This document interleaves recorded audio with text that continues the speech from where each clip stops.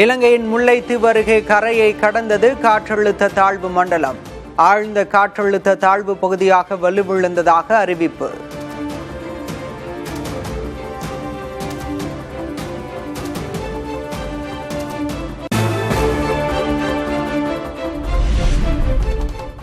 தமிழகத்தில் இன்று 23 மாவட்டங்களில் மழை பெய்யும். சென்னை, செங்கல்பட்டு, திருவள்ளூர், காஞ்சிபுரத்தில் மழை தொடரும்.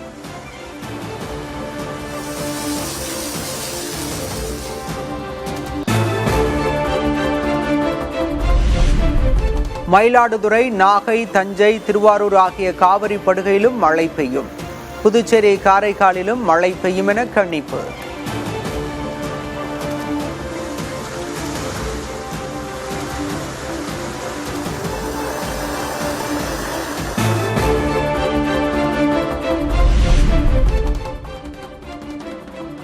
மதுரை மீனாட்சியம்மன் கோயிலில் விமர்சையாக நடைபெறும் அஷ்டமி சப்பர விழா. சிவனே உலகிற்கு படி அழைக்கிறார் என்பதை கூறும் விதமாக பிரசாதமாக வழங்கப்பட்ட அரிசி.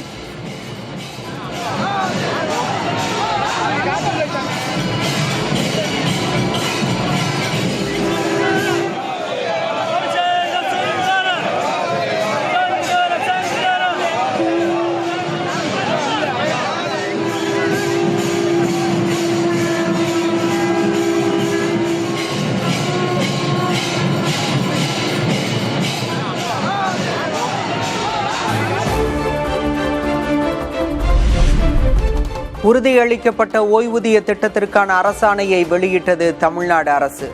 ஜனவரி 1ஆம் தேதி முதல் முன்தேதியிட்டு அமலுக்கு வருவதாக அறிவிப்பு.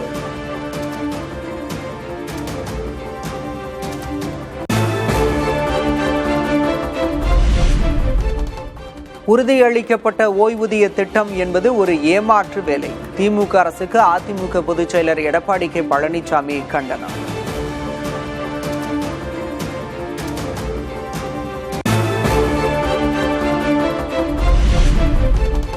உறுதியளிக்கப்பட்ட ஓய்வூதிய திட்டத்திற்கு விதிகள் வகுக்கப்படுவது எப்போது? மோசடியான ஓய்வூதிய திட்டம் கூட திமுக ஆட்சியில் நடைமுறைக்கு வராதா என பாமக தலைவர் அன்புமணி கேள்வி.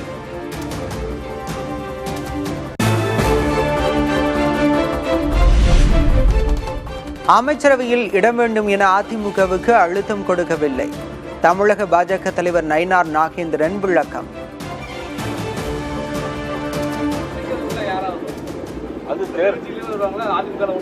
அது தேர்தல் முடியணும். தேர்தல் முடிஞ்சு வெற்றி பெறணும். யாரெல்லாம் வெற்றி பெற்றுக்கான்னு தெரியும். இப்பவே அமைச்சர் எப்படி சொல்ல முடியும்? பாஜக தரப்புல இருந்து அமைச்சரவையில பங்கு வேணும்னு ஒரு அழுத்தம் கொடுக்கறதா ஒரு தகவல் இருக்கு. நாங்க இதுவரைக்கும் அந்த மாதிரி எந்த அழுத்தமும் யாருக்கும் கொடுக்கல.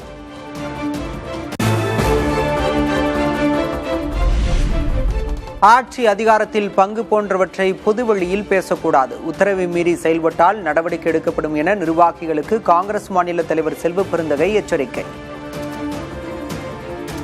பொதுவெளியில இப்படியெல்லாம் எத்தனை தொகுதிகள் எப்படியெல்லாம் பேசுறது வரம்பை மீறிய செயல். அதெல்லாம் பேசக்கூடாது.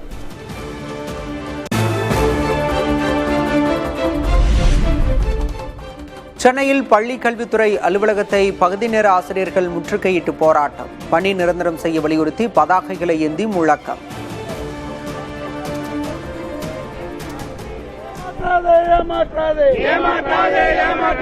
பணி நிரந்தரத்தை ஏமாற்றாதே. வழி சொல்லு, வழி சொல்லு, வழி சொல்லு, வழி சொல்லு, வழி சொல்லு, வழி சொல்லு, வழி சொல்லு, வழி சொல்லு, எங்கள் வாழ்க்கைக்கு வழி சொல்லு, எங்கள் வாழ்க்கைக்கு.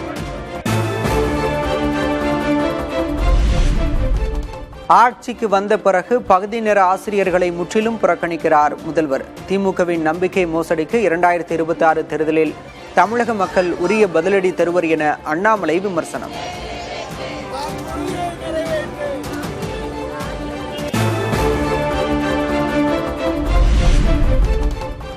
அரசியலமைப்பு சட்டத்தின்படி செயல்படும் தமிழக அரசை ஆளுநர் தேவையின்றி விமர்சிக்கிறார். நீதிபதிக்கு அச்சுறுத்தல் இருப்பதாக ஆளுநர் RN ரவி கூறியதற்கு சபாநாயகர் அப்பாவு கண்டனம். நம்முடைய மாண்புமிகு ஆளுநர் சொன்னது 100% தவறில்லை, தப்ப வேணும்னே சொல்றாங்க. தப்பு.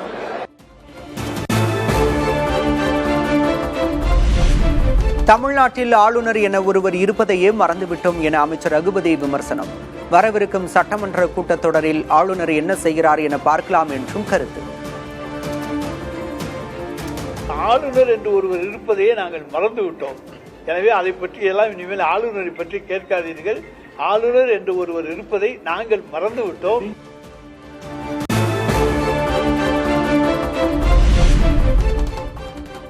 கரூர் துயரம் தொடர்பாக தவேக தலைவர் விஜயின் பிரச்சார வாகன ஓட்டுநரிடம் சிபிஐ விசாரணை. விஜய் பிரச்சார வாகனத்தில் சிபிஐ மற்றும் தடயவியல் துறை அதிகாரிகள் ஆய்வு.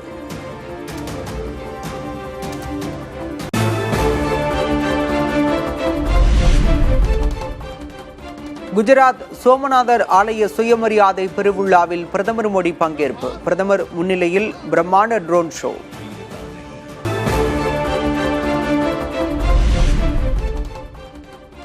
சாதிவாரி கணக்கெடுப்பு மேற்கொள்ள மாநில முதல்வர்கள் மற்றும் பிரதிநிதிகளை உள்ளடக்கிய ஆலோசனை குழு அமைக்க வேண்டும்.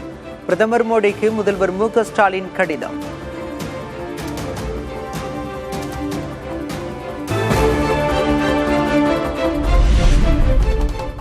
முன்னோர்களின் போராட்டங்களை அடுத்த தலைமுறைக்கு கொண்டு செல்வதுதான் பராசக்தி படத்தின் நோக்கம்.